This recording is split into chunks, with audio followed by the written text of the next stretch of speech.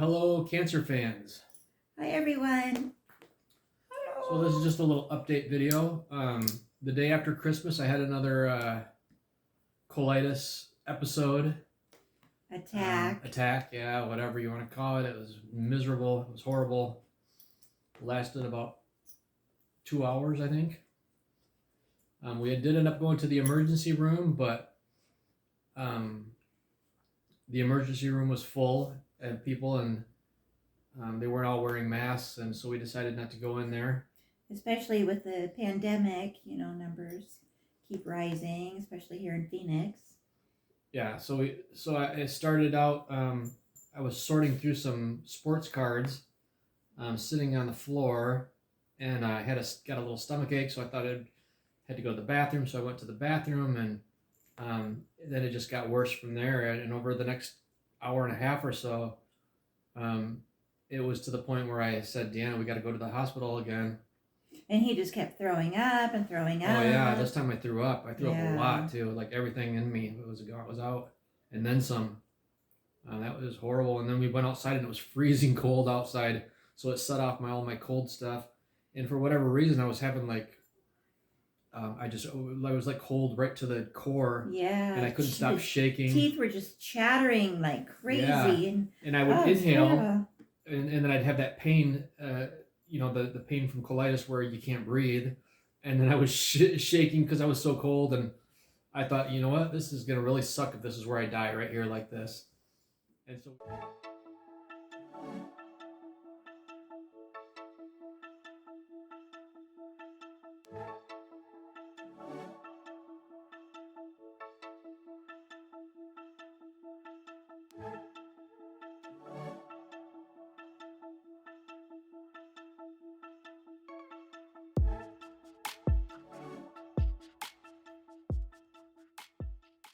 we hightailed it to the hospital, and by the time we got there, once I stopped shivering so much, the pain went away. It was gone for about 15 minutes or so. So we decided to just turn around and come home because I didn't want to spend all night in the hospital and be exposed. To all that. Yeah, didn't look too healthy in there. And of course, he had ran out of the dicyclomine or whatever it was, something that is supposed to help with the stomach cramps when he gets those attacks that he gave the emergency room doctor gave him last time. And so he ran out of that, and I called real quick and to get the refill, but they were closing, so yeah, we had to wait till the next day to refill. But I'm taking those now. I'm taking the once every 3 day pills for yeast infection. Yeah, that's back. Yeah. Seems to be getting better now. I did just eat some peanuts and stuff, so I'm not going to show you my tongue. But my tongue's cleared up now. It was a big fat coating, white coating all over it. So that when I ate something, it tasted like powder, yeah. Yeah. Tasted like powder. You couldn't taste hardly anything except for just a little bit of some stuff. Like I had shrimp with cocktail sauce yesterday, and all I could taste was ketchup. Yeah, I ate shrimp, cocktail sauce popping in my mouth, and I tasted ketchup out of all that. I love shrimp, so that's very disappointing. Another thing is we got our surgeon, our colon surgeon, and our liver surgeon all lined up. We have to go and see the liver surgeon, but we got the recommendation from our primary physician.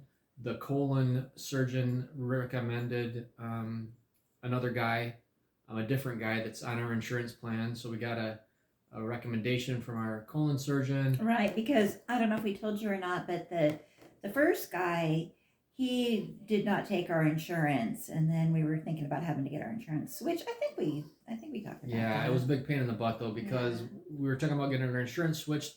The guys, our insurance denied that original guy because they said there's lots of people in our insurance group that can do the surgery.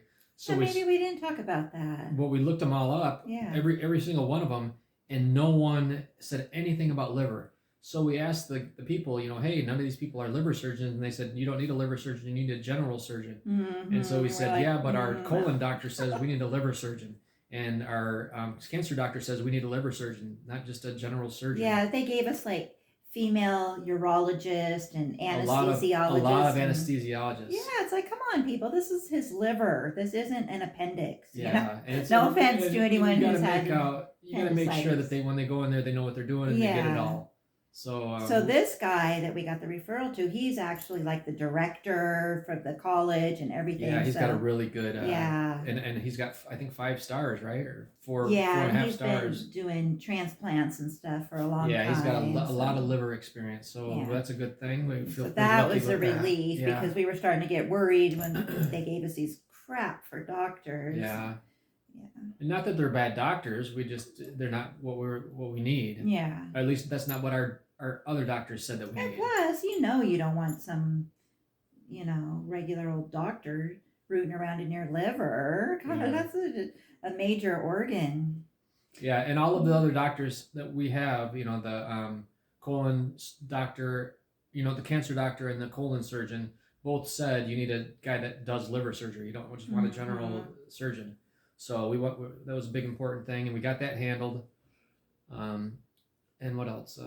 Mouse got his last shots today, so a week and a half, and he can go outside finally, which will be really nice because he needs to go outside. He has so much energy. He's just a crazy little guy. We can't tell right now, but yeah, he's worn out from the experience of going to get the shots. It's traumatizing. So he got in the car his rabies and his last 5-in-1, and now he's good for a year. Yeah. So yay. Yeah, he's really mellowing out. He was like just a ball of energy, which he still has tons of energy. He's not biting bite as much. Yeah, and one of the problems that we were having with him is he was biting the other dogs' faces, like he was grabbing all of their whiskers and whatnot, and so that was no good. They were snarling at him all the time, and they're teaching him how to be nice. Yeah, I noticed that through biting him. Yeah, I noticed that when we go away, like when we go up north to look at property or whatever, when we come home, he always behaves really good. Yeah. So I'm pretty sure that Bindi is kicking his butt, or Max is kicking his butt when we're not here. Yeah. Yeah, he has a little sore on the inside of his ear. What did they ask? They asked us if he got in a fight. Yeah. Like, no, they was just playing with the fights other all dogs. the time with our other dogs. Yeah. It's like a constant fight here. Yeah. Well, he is very dominant. He wants to be the alpha dog. It's very apparent. He is the alpha dog for sure. Yeah. And he's pushy. He gets right in there. He doesn't like anybody coming near me. Well, dog wise. Well, he's fine with you. He's getting better with Bindi too, I think. Yeah. Like if I try to show them love, he gets really upset. He wants some too. He just pushes his way in there and it's like, no, that's my mom. But he's really sweet. Yeah, he's super sweet. But he is super obsessed with Deanna. Yeah. Whatever. I'm gonna get my own dog, and he's gonna be obsessed with me, and then Mouse can suck it. Oh, he's our dog. Yeah, he's our dog. But Russell didn't really want another dog. Not yet. I don't know. To wait till Max was gone. Dies. Yeah. But I don't know. I was ready for one after Penny died, and I had her for 18 years, and she was my special dog. Like she was my dog, and I was her person. Yeah, that was such a bummer. When we first got together, Penny and Bindi and Max were like a team. It was so cute to watch them because they all have such big personalities, And then Penny started to get old. She went blind and deaf, and then it was it just kind of one day she just stopped eating. Yeah, just went downhill really quick after that. But she was blind and deaf for a long time. I don't think she suffered very much. I don't think so. She didn't seem to be in any pain or anything like that. And she seemed pretty happy. I mean, yeah. She had her little routine. Yeah. Yeah. She was a very good girl. And the other dogs look after her. When we would take her outside and stuff, the other dogs would help her. Yeah. So that was sad. But anyways, now we got Mouse, and he's a good little guy, and we're happy with that. Yeah. But if we move, I want to get a couple big dogs. No, we're not getting doesn't any know big that dogs. yet. Yeah. To have for guardian livestock. All right, let's stop this conversation right now. We're not getting big dogs. Guardian livestock. No, that's why we get a donkey. Oh yes, we are going to get a donkey, so I could be happy with a donkey for sure. Maybe a mini donkey, but I don't know. Anyways, I want one that kicks pretty hard if any coyotes try to attack our goats and stuff. Yep. So that's What else? Do we have any other cancer stuff? Got the surgeon. One more chemo. Oh yeah, only one more chemo, and then the cold sensitivity thing. You know, for the first 8 sessions or whatever, it didn't affect me at all. I didn't feel any numbing. None in my feet, none in my fingers, none in my nose or my ears. Now, in the past 4 or 5 weeks, I feel numb everywhere. Like my fingertips are numb right now. My feet are numb right now. My ears are numb right now. My nose is numb right now, and it's weird. You know, But only one more session with that. Yeah, with that drug. Stuff, yeah, the oxyplantin. And then the rest of them, I guess I still have to go for more chemo, but this is the last one with that chemical in So it. he'll still have the 5FU because that one he can get up until he has surgery. Well, apparently he doesn't know. He said it'll be up to the surgeon. The oncologist said it will be up to the surgeon to determine whether he takes a little break before surgery to build his strength up and his blood count and all that back up. So we don't know, but yeah, and I've been exhausted. Like I don't know what's going on, but like I get out of bed in the morning, I come out here, I make my coffee, and I'm ready for a nap. Yeah, it's horrible. I feel terrible.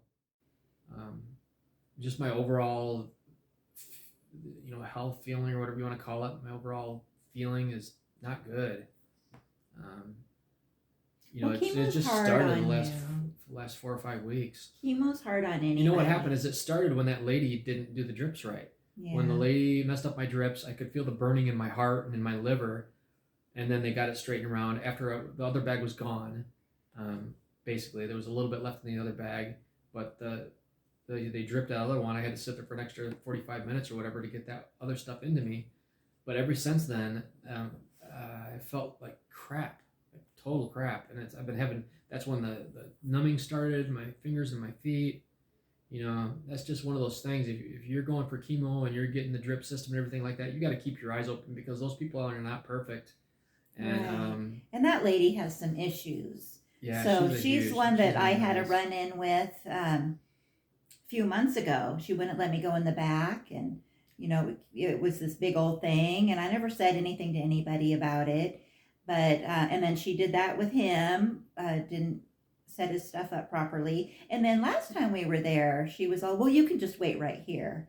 And I'm like, excuse me? Yeah. We've been coming for 6 months. I go in the back and I sit on the little silver couch, just like all the other people, well, you can just wait right here. Yeah. And she said it over her shoulder while she was shutting the door. Yeah, in my right face. In Deanna's face. Yeah. Like, wow. So I asked the receptionist lady, if there's a new policy because, COVID is going up. Maybe they've, implemented a new policy or something. But she said, well, that's always been the policy. And I'm like, well, we've been coming here for 6 months and no one has ever made me wait in the waiting room. No, she always waits in the same spot. And then when I leave the thing, I always tell her what my statistics and everything were, and then we leave.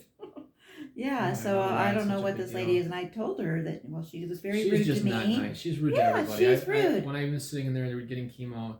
The patients, the other employees, everybody. She's just a rude, not nice person. Yeah, but I don't like to put up with that because I feel like people will treat you the way that you let them treat you, and I don't like to be treated that way, and there's no reason for it. So that's why I complained, and if she does it again, I'll complain again. But this time, I'm going to have to talk to the manager, the office manager, or whoever controls the back there, because I just don't. Well, let's hope that doesn't happen. Yeah, because that doesn't sound like a pretty thing. I know, but I can't just stand by and let people. No, you can. You can just, what? Next time, let's just plan on you not going in the back. Right? We'll just find a nice spot. That you can means bring your she book. won. No, it means that we're following the rules and we're not making any problems. No, she's the one making the problem though, because everybody else, I should be treated just like everybody else.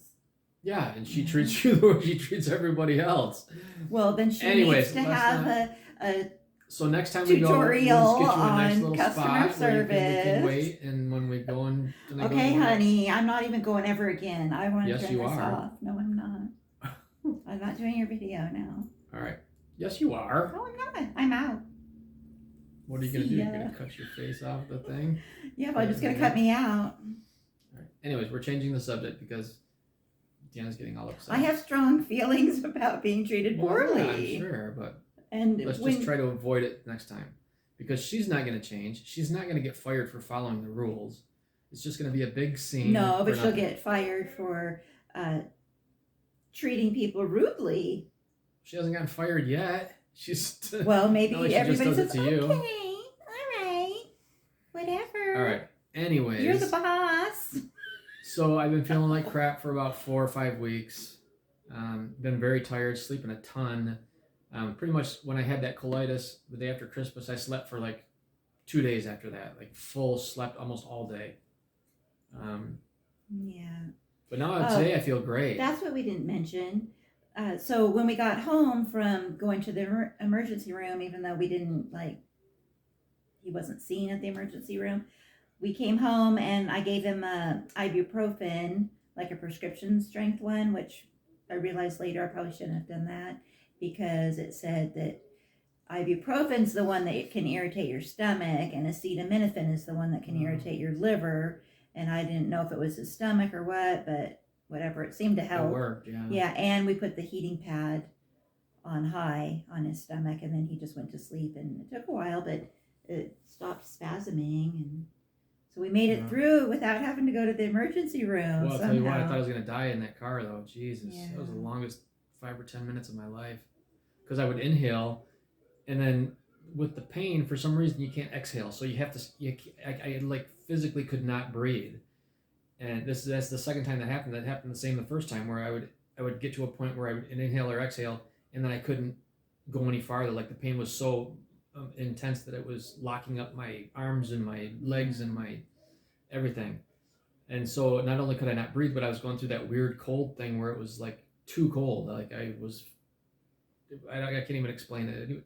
I've experienced it several times. I'm sure it's not that uncommon for people, but it felt like the only way I can explain it is like my core temperature was too low. It wasn't just that I was chilly or whatever. Mm-hmm. It's that it was like something that was not good. And then the next day, I put the little pulse ox thing on his finger, and his oxygen was really low, like 89, 90. And then I tested it on me. I was thinking maybe the battery's running low or something. But I was up at, 97, 98, like normal. And usually his is about 95 at least. I think it's supposed to be 95 to 100. But it was so low, and that was concerning me. But it wasn't nearly as low as it was when all this first started, right? No, your oxygen level's always been good. That was your oxygen level. Your pulse was okay. Well, it was like high 50s, 57, 58, something like that. But the oxygen saturation in your blood was low. Yeah, that was a scary night. Anyways, and then Liam's mom got sick. She's been sick for the last few days, so we still have Liam. Yeah. Which is good, because he just got done cleaning the game room for me. And what else do we have? Who's got his shots? Bindi's right here. Bindi's our other dog. She wants to say hi. Say hi, Bindi. Bindi's our talking dog. She say hi. She talks. Yeah, I don't know what the hell she's saying, but when we get home, she is very vocal, and it's not like a bark. It's a kind of howling kind of thing. Yeah, she goes, aroo. Yeah, and she just when at certain times when we get them treats, she's happy and she lets us know thank you with her aroo thing.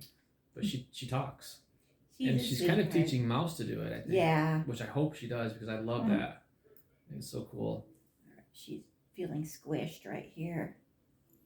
But yeah, there's our other good dog, and then we have Max, which. Yeah. Nothing's wrong with Max. He's just a stinky old dog. Anyways, so do we have anything else? No, I don't think so. So that's it. That's our. We started a GoFundMe page, and we have $1,320 of donations already. Yes, which is great. Yeah, it was incredible. Very we couldn't helpful. believe it when we started getting that. So thank you to everyone who has donated. And another thing that you can do that would be really awesome is just share it. Just share it with other people, so it just gets more widespread, so that Russell can continue to stay off work, because he's going to have this big surgery coming up and everything.